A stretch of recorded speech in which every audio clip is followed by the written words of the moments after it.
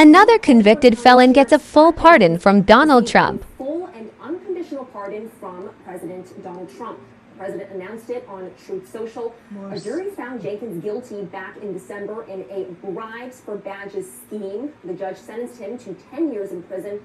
The News 4 I-team first reported the federal investigation into Jenkins before he was indicted. Today, the I-team's Ted Ober tells us the former lawman now will not spend a single day behind bars. That is so wrong. Since his conviction, former Sheriff Scott Jenkins has maintained his innocence and campaigned for President Donald Trump's attention, saying on at least one podcast, if he could only explain the full story, he's fairly certain the president would understand.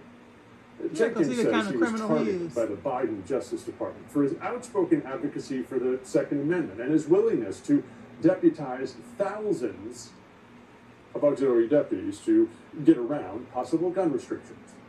It's unclear what ultimately got the White House's attention.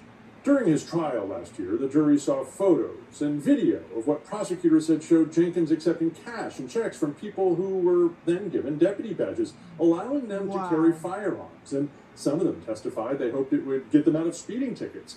None had any training, and few did any work for the sheriff's office, according to prosecutors at trial. The payments, the jury agreed, were bribes, and they ranged from $5,000 to $20,000.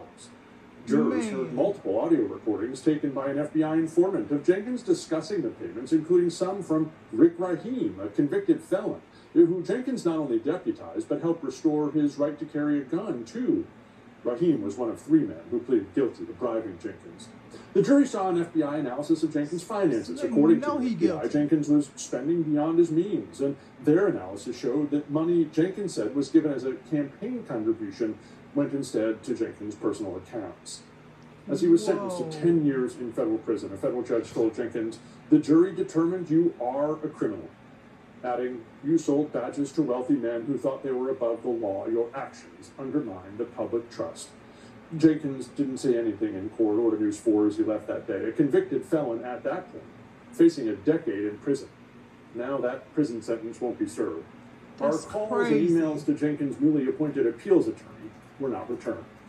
I'm Ted Ober for the News 4 I-team.